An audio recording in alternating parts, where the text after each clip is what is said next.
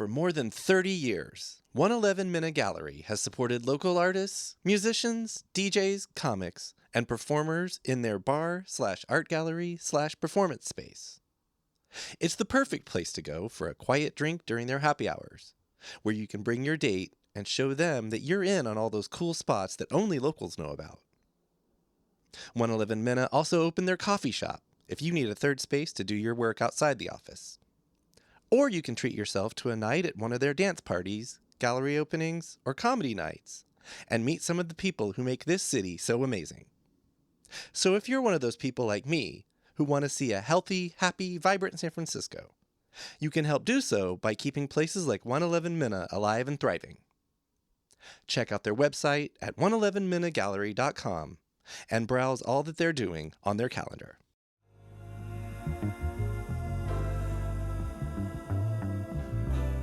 I slowly came to the realization that I care too much about the city and about the people and about the lack of real choices that we have.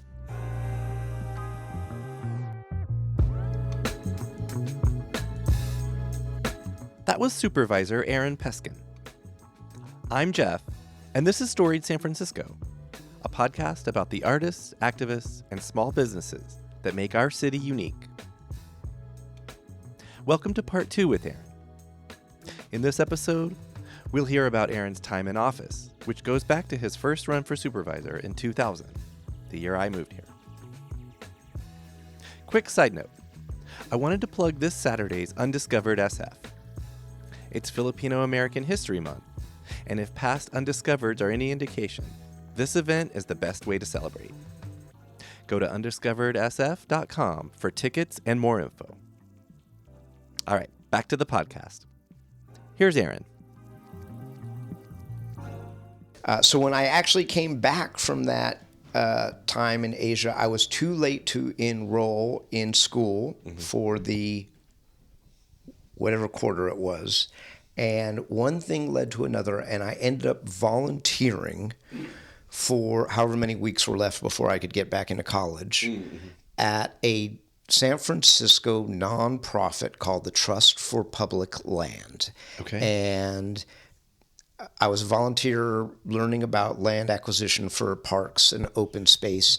And then they gave me a paid internship that summer. So I went back to school, got that job at the Trust for Public Land. And then when I graduated college, they were pleased enough about my internships that they gave me a job. So I was one of those few people who walked out of UC Santa Cruz on a Friday and was working on Monday at a paid job at this incredible nonprofit where I met my now spouse.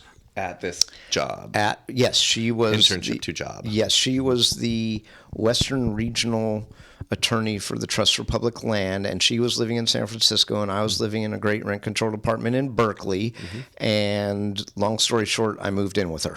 Okay. And that's how I got to San Francisco and North Beach. I was going to ask what neighborhood, so straight into North Beach. Straight into the 500 block of Filbert. In the late 80s? You've been in that neighborhood since then? Yeah. Okay. That was right after the Loma Prieta earthquake. A matter of fact, interesting story, the two of us are both Nepali lovers, and in 1989, we both decide to go together to a trek in Nepal to an area that had not been open to Westerners called Dolpo, and came back together ever since.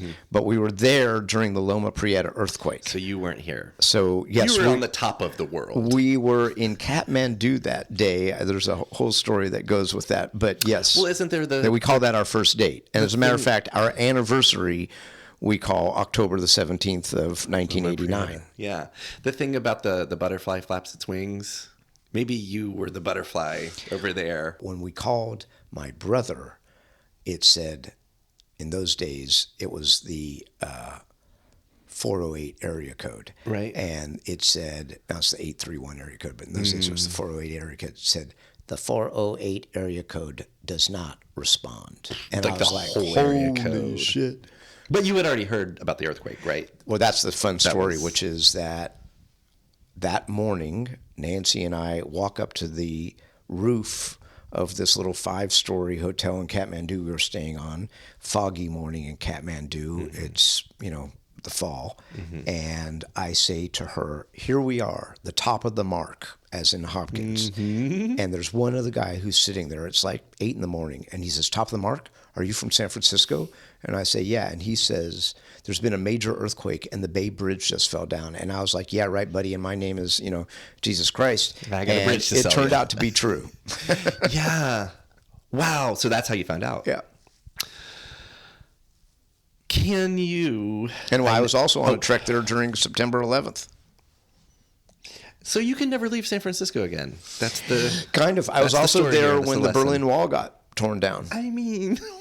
I've been there a few times. Is your real name Forrest Gump? My real name is Nepal Trekker. Okay. So to set up the year 2000, I'm going to tell my story. I moved here in June of 2000. Moved in with a friend who was already here for about a year on California at Larkin. So, the cable car is right there. Did I knock on your door? No. Well, maybe. My story is, I had been here a couple times. I visited right before I moved here, and I was like, that's the place. Had no idea I'd be here for 24 years. But in, probably late summer or fall, everything is still brand new to me. And so one day, I don't know what I was doing, but I was walking up California, either toward Van Ness or back toward downtown. I'm not sure. But I saw someone on the cable car who was not necessarily just riding the cable car. I saw someone, I was 26, and so I was like, oh, here's an adult who's out there. It looks like this person's campaigning. I don't know what a Board of Supervisors is at this point. I was like, I don't know what's happening. Anyway, long story short, it was you. You know what? You're the first politician I heard of. And the fact that you were out there on, talking to people, I was like, this city, what is going on? I love this. I don't know how we discovered the fact that the California line in the mornings had locals was all full of people from the district, because at the end of the line is Van Ness. And everybody on that line in the morning were people going to work downtown. Correct. And that was their... My roommate did that. It wasn't for tourists. Yeah. And I would get on there and I would hand out my leaflets and introduce myself to all of these people who lived on Bush and Pine and California. And that's how I got elected. Yeah. Amazing. So let's talk about your life in politics. What the heck? Was that your first run for anything, or how did...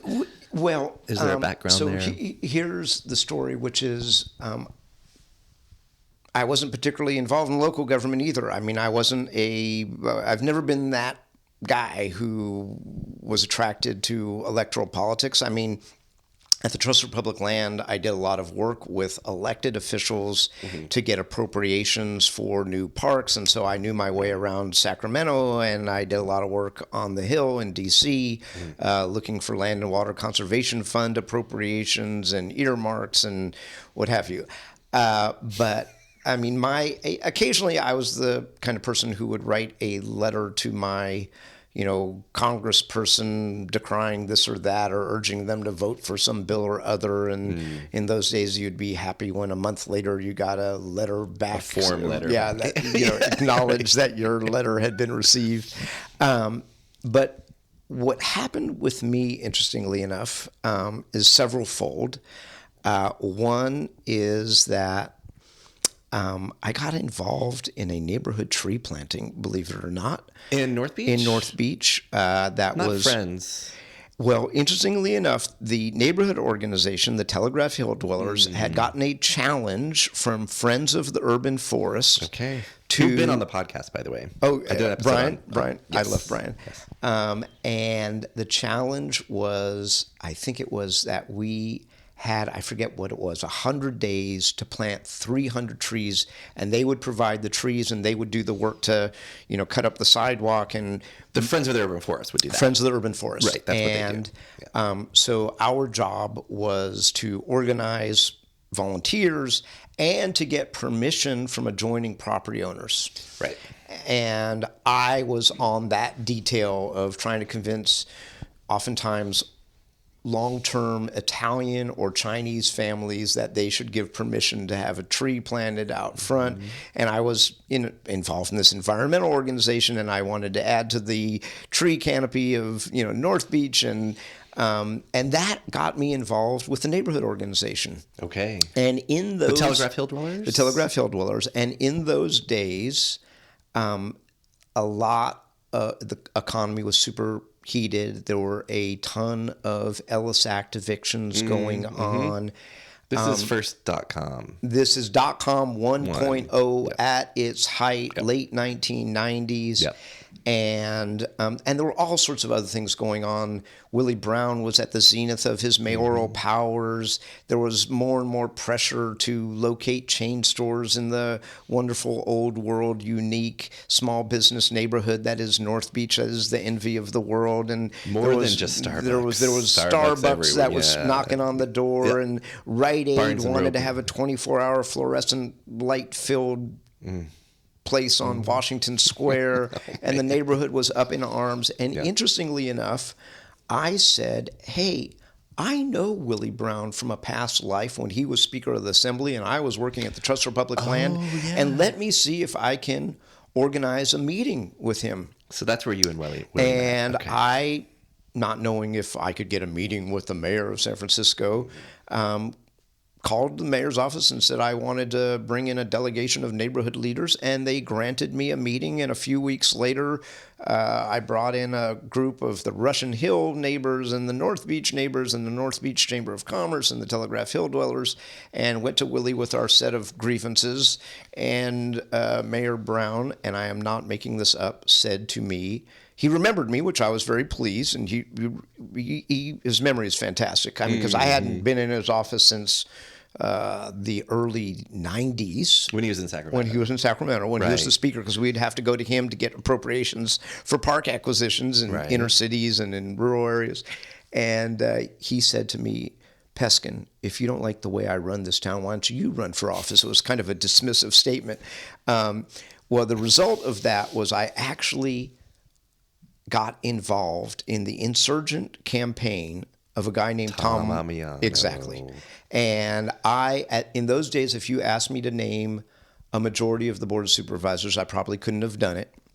And it was very, very exciting. And I was down there at Josie's Juice Joint, walking precincts and doing all that stuff, and got swept up into the world of the Harvey Milk Democratic Club and all of this stuff, and Tom did not prevail in that very exciting write-in race. Well, I was going to say, it was a write-in. Yes. He was never on the ballot. He was... What an organizing... I mean, this almost is without precedent in America. And he got enough votes in the November election, even though his name was not on the ballot, to be in a runoff with the almighty powerful Willie Brown in December, which Willie won. In 1999, December of 1999. Okay. And after that, Tom came to me and said, there's this thing called the Democratic County Central Committee, and you're a neighborhood leader, and you should run for it. I had no idea what it was. Did you know you were a neighborhood leader at that point? Had you recognized that? Yes. By then, I was president of the Telegraph Hill Dwellers, so I was a bona fide neighborhood leader. You and knew. I had a few wins under my belt. We had won the fight against Rite Aid. We had collaborated with our counterparts in Chinatown to successfully oppose a bunch of Ellis Act evictions, a really high-profile one of a wonderful older Chinese man at 1351 Grant Avenue, Mr. Choi. And so he explained to me what it was, and I put my name on the ballot, and I won. And that was in March of 2000. And then Ammiano said, hey, we have this thing called district elections coming up. You should run to be the District 3 supervisor. And I was like, running for the DCCC is basically a game of Russian roulette. I mean, 33 people, 35 people, 40 people run for 12 seats. That's how it worked back then. And I came in 6 out of 12 or something like that. Okay. And I was like, yeah, I think you got the wrong guy, Tom. This is not my shtick. And I'm working at this nonprofit, and any free time I have, I try to, travel and what have you. And eventually he talked me into it, and I said, well, shit, I'll try anything once. And I didn't expect to win, but had a really robust set of volunteers. I mean, it was actually very funny because we started in like May. And this is now intersecting with my time here. Yeah, so it's May of 2000. We start yeah. this thing, and the one thing I had all the way through was volunteers. Yep. And and so I won, and there went the next 8 years of my life. Okay. You had mentioned your friends whose wedding you performed. Are there other highlights that you want to not rush us through, but the first 8 years? Do you want to talk about Matt's run? Yeah, another big for sure. me, big sort of benchmark of my time here. I got swept up in all that. Yeah, it was. I mean, there's so many stories, and I mean, number one, I was like a sponge. I was learning so much, and it wasn't just politics and how you put together 6 votes and how you formulate legislation. I remember comparing myself to an airplane, and my loving spouse now of 35 years would say to me, how's it going? And I would say, I feel like I'm in an airplane and I'm in the fog glare. And she'd say, a few months later, how's it now? And I said, I feel like I'm clearing the fog layer. And 2 years later, one day I said after work, I feel like I'm at 30,000 feet and I can see the ground. Yes. I can see it all. And which is all by way of saying that, I mean, I delved into all these areas of public policy that were not a part of my experience. My personal experience is I'd been working at the Trust for Public Land all these years, and I'd worked at another nonprofit called the American Land Conservancy, and I'd become very interested in repatriating water rights for Native American tribes, which gave me a background in real estate, but more profoundly gave me a background in negotiation. And so I would go and learn about our water delivery policy and our deferred pension liability and our rainy day reserves or lack thereof and how the budget worked. And I mean, this was all on the job learning. Right. And I mean, there's no school you can go to. There's no life experience that anybody can have that prepares you for the diversity of all of the things that you make decisions on, that you can become more or less expert on. Police policy, fire department equipment acquisition policy. I mean, and I was just super interested in everything. I mean, I came from a family of learners and I wanted to learn. Yeah. But was it then, or is it now, ever overwhelming? Yeah. Is it ever just like, is this why you go to Nepal? Yes, there is nothing. Balance. It's not just Nepal. I mean, I love to get completely disconnected and off the grid. So I've walked the 218 miles of the John Muir Trail 3 times. Oh, wow. Okay. My favorite thing, if I can find 10 days, is to drive to Green River, Utah, and put a canoe in the Green River and float 120 miles downriver to the confluence of the Colorado. That sounds really good right now. It's really good Actually, it's probably pretty hot right now, but yeah. Hot, but yeah. Yeah, that. Okay. So disconnecting, being in want to make sure wilderness, you're human, Aaron. I'm kind of all on or all off. I will say that like some of what you were just touching on about really learning, you said you call yourself a sponge. For people like me, it's what keeps me from doing that type of work. Like heading into it, for me, it's too much. It's too overwhelming. I would also say that, I mean, I've tried to do yoga throughout. I started doing yoga actually in like 1990, and that has been a constant in my life. Yeah. It's also about finding experts who can talk to you in language that you can understand and keeping those people around. And then let's be honest, which is I also dealt with it by imbibing alcohol and too much alcohol, which eventually I came to the conclusion with, the help of my family and community that it was time to stop. That's later. That's 3 years, stopping 1 later. month and 1 week ago. Excellent, and congratulations. Thank you. Okay, well, any other highlights from the first 8 years that you want to... I mean, it's endless, but I think one of and there are many instances of this, of taking ideas and making them better. And those often have been expressed in political fights, but resolution of those fights. And I mean, some of the things that I am very proud of that I didn't do all by myself, I did with, collaborators and colleagues on the board and outside, actors, is the airport runways. Wherein by the time I became a supervisor, there was a juggernaut that had been blessed by the President of the United States, in those days, George Bush, by the state of California, its governor in those days, Gray Davis, by the all-powerful Mayor Willie Brown, to fill 2 square miles of the Bay End to create not new runways, but wider separated runways.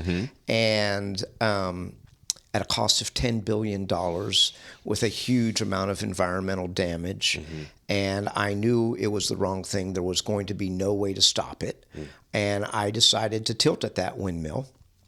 And not only did we succeed in stopping that project, but a few years later, the technology was such that we today are able to land almost as many airplanes on our 2 runways that are 750 feet apart during bad weather as we would have had we gotten more runway separation. And we did that for a few hundreds of millions of dollars, not billions of dollars. Yeah, there's a massive difference. There were... citywide... And a better environmental impact report on that? There was a huge environmental impact report. That environmental impact report, which concluded that this would be absolutely damaging to the Bay ecosystem, was done over the course of a number of years at the cost of $83 million. I kid you not. Wow. And concluded that it was going to have very harmful forever impacts. But yeah, that document was completed.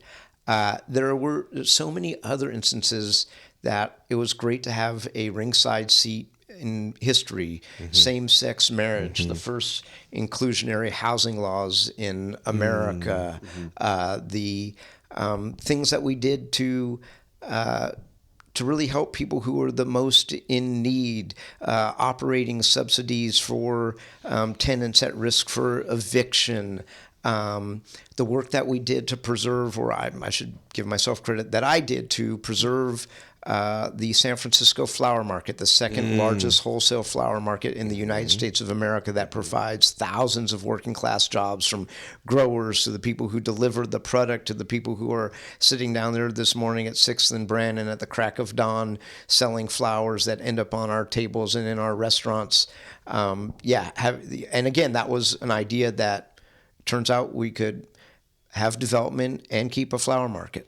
Compromise. Yeah. Negotiation. Yeah, and that's the other interesting thing, which is resolution. I'm certainly come from the progressive wing of the Board of Supervisors, but I've kind of occupied the center of the board. I've been the reason I've been elected 3 times by my colleagues to serve as board president, twice unanimously without an opponent by acclamation, is because I've strived to bring people together and to compromise. And there are times when compromise is not an option, and you've got to throw down. But generally, my job is to move things forward and figure out how to get to yes. Right.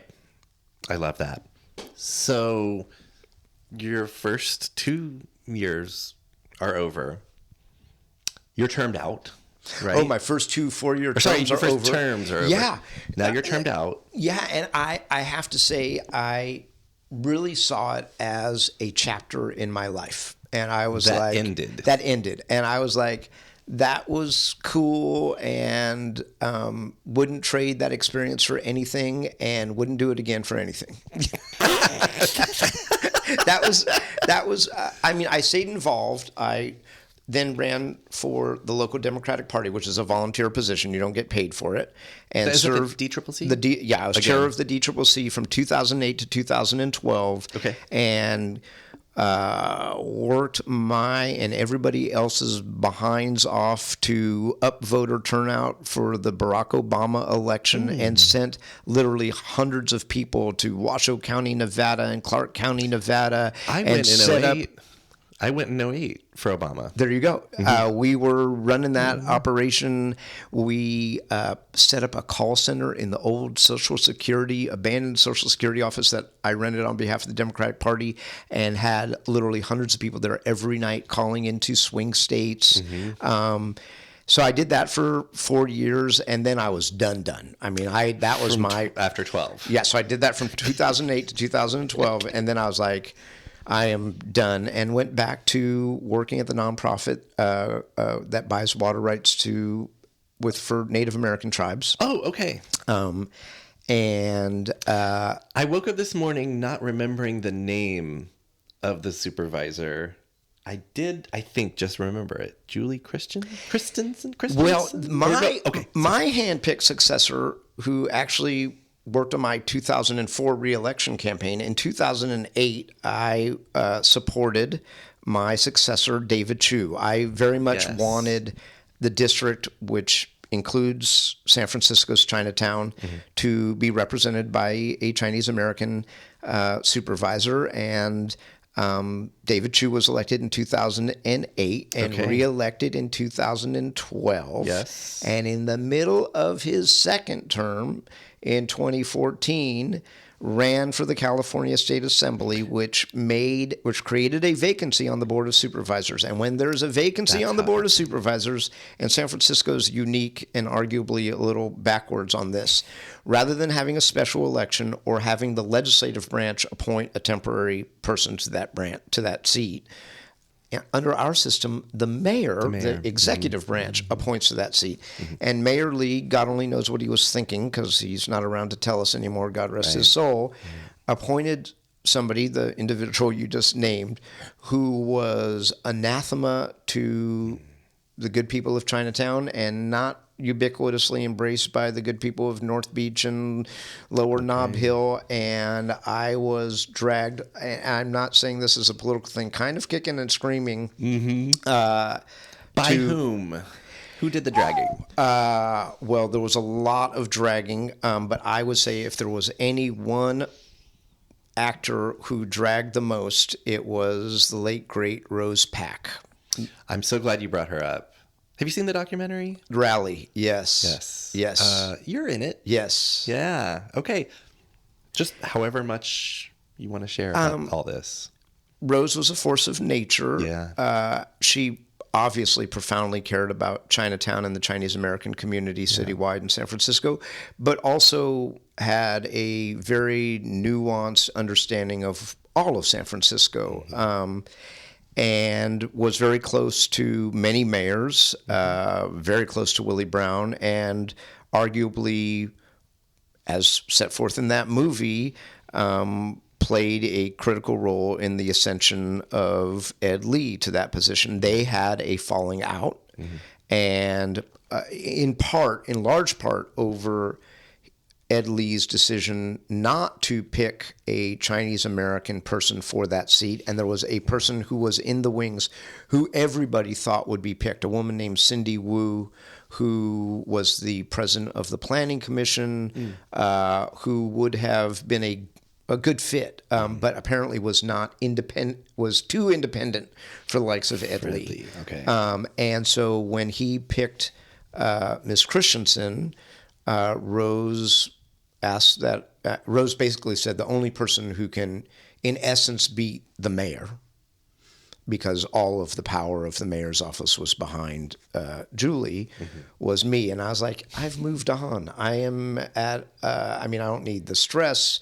I don't need the headache. I'm at a good place in my life. That chapter is gone. And I also think folks might be wondering, and I need to remind myself, so term limits, you were term limited out in 08, but what are the rules about when you can do it again? So I did a Jerry Brown. What it says is, thou shalt not serve more than 2 consecutive 4-year terms. But if you take time off, anytime the clock starts. There's no take this much. Yes, you could actually, theoretically, you could take a day off. Yeah. But the reality is that by then somebody else is sitting in that seat. So you can't run for a 3rd term. So in the inevitability of David Chiu's going to get elected and he's going to serve 2 terms, and by then it's 8 years later, and in my case it was 7 years later because there was a special election in 2015. Okay.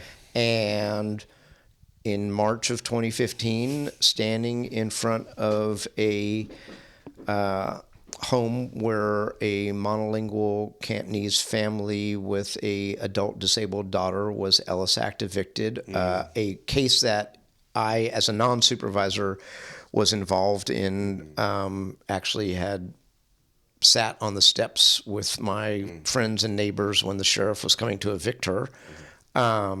That's where I announced my campaign in March of 2015. Okay. And I prevailed in that contest, and here I am. Here we are. So I guess highlights of these last 2 terms. Well, I've become the senior statesman on the Board of Supervisors, which is not a role I have ever kind of expected. But I have, for all of my, I've now served with 42 different members of the Board of Supervisors over the course of 17 of the last 24 years. And there are 10 others at a time. And as to these 10 others, some of whom have different political beliefs than I have and what have you. Sure. My job is to be their mentor and to make them the best that they can be. And I have that relationship with Joel Engardio, and I have that relationship with Connie Chan, who used to work for me. I have that relationship with Matt Dorsey, who used to work at the city attorney's office but is still getting his sea legs as a supervisor. And interestingly enough, to have the Board of Supervisors work with the executive branch to get things done. And I have to say, even though I have chosen to run for mayor against the incumbent mayor, London Breed, who, by the way, was one of those 42 members, my job has also been to get to yes with her. And I've been, actually, if you want to talk about some of the things going on today, let's talk about we have had one of the most challenging things that can happen to any city, any municipality, any government happen, which was COVID. And I have to say I'm very proud of San Francisco's response to COVID, during COVID, where we acted maturely, where we transcended our political squabbles, where we all came together and did things in real time to not only stem the transmission of the virus, but to respond to communities that were in desperate straits. Arguably less true since COVID has ended. But I wanted to collaborate with the mayor. That does not mean that we didn't hold her accountable when we needed to hold her accountable. And we came together over a host of things: tenant protections when people couldn't pay the rent, eviction controls when people weren't paying the rent and could have ended up on our streets, shelter for folks who were on our streets at risk of dying from the disease. So it was a remarkable time, and the lingering impacts, both economic and psychological, have been very, very challenging. Yeah. And we're getting through it. And they're still with us. They are still with us. Very much so. I mean, human beings were not designed to be isolated, and it has come particularly with younger people who weren't in a classroom setting, has had lingering, deep impacts that we're still working to get our hands around. Yeah. But I have to say that working with the mayor over the challenges that we have today has been part of my job and my responsibility, which is why we came together to figure out legislation to repurpose vacant office buildings downtown to residential, why we came together to stimulate housing growth when interest rates are high and construction rates are high, to figure out how we're going to create more housing, particularly affordable housing in San Francisco, which is why I just passed legislation to offer lower interest loans to developers and home builders in San Francisco, and why I just offered legislation to ban the insidious, nefarious practice of collusion over corporate rentals.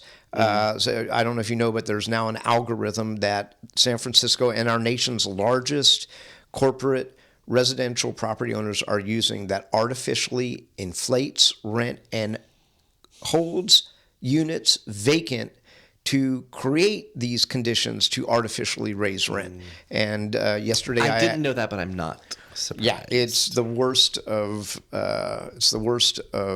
antitrust behavior. Yeah. And yesterday I introduced legislation to ban that practice in San Francisco. Okay. Let's talk about your decision to run. What the heck? Because it was kind of like a rumor, like, is it, no.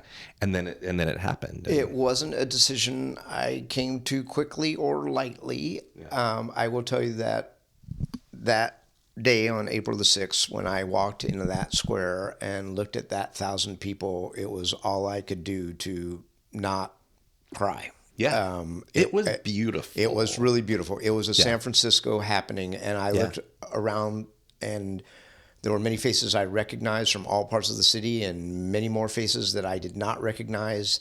And it felt to me like the rain was coming after, the hot, summer to cool things down. And a year ago, if you asked me if I was running for mayor, and many people did, the answer was not a soft no, not a maybe. It was a hard hell no. Yeah. And I slowly came to the realization that I care too much about this city and about the people and about the lack of real choices that we have. And I realized that the malaise that we are in as a set of very intentional investors in politics who are very conservative, actually ultra-conservative, extremely wealthy interests were having their way with this town. And when I say that, this is not moderates versus progressives. Right. I'm talking about people like Bill Obendorf, who have put millions and millions of dollars into the likes of, I kid you not, J.D. Vance, Mitch McConnell, and are spending millions and millions of dollars having their way with San Francisco, which is why we just saw a sea change in who is on the Democratic County Central Committee.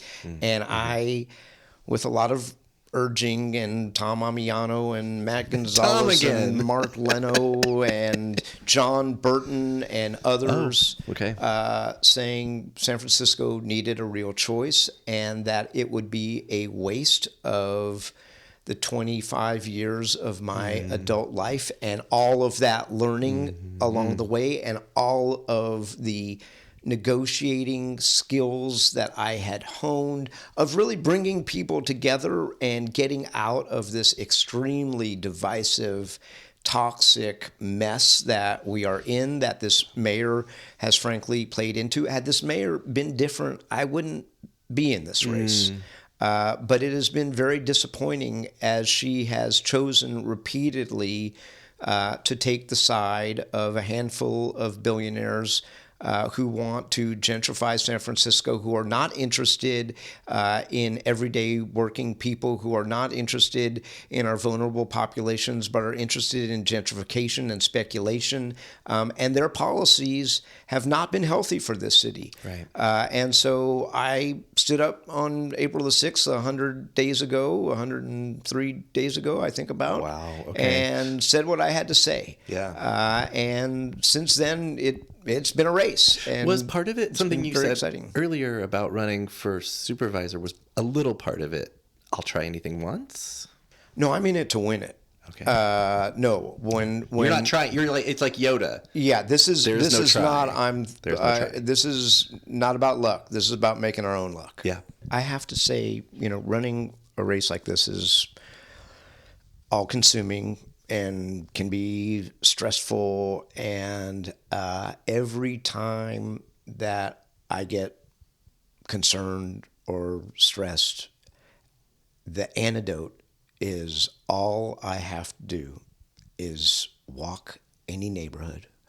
Go walk in the Crocker Amazon. Go walk on Noriega at 35th. Go walk in the Outer Sunset. Go walk on Leland Avenue in Viz Valley. And the reception from everyday people is very heartening and inspiring.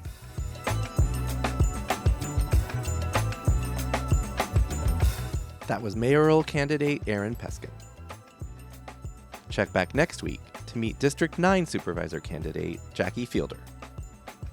Episode 2 drops next Tuesday wherever you get podcasts. Music for Storied San Francisco was produced, performed, and curated by Otis McDonald. Our contributing producer is Aaron Lim of Bitch Talk Podcast. And the show is produced and hosted by me, Jeff Hunt. Now in our 7th season, we have more than 220 episodes available on our website, storiedsf.com, or wherever you listen to podcasts. If possible, please, please, please rate and review the show. I want to know what you think. Follow us on Instagram and Threads at storiedsf, and reach out to us there or email us at storiedsf@gmail.com. Thanks for listening. Be extra careful crossing the street. And keep being wacky, creative, and kind out there. See you next time on Storied San Francisco.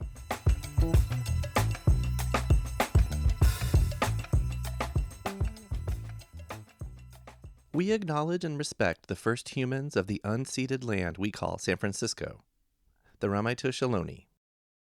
We condemn the genocide of these and other tribes across the Western Hemisphere. We honor their legacy and history, and we support rematriation and sovereignty efforts. This podcast is a proud member of the BFF.FM podcast network. Learn more at podcast.bff.fm. BFF.FM, best frequencies forever.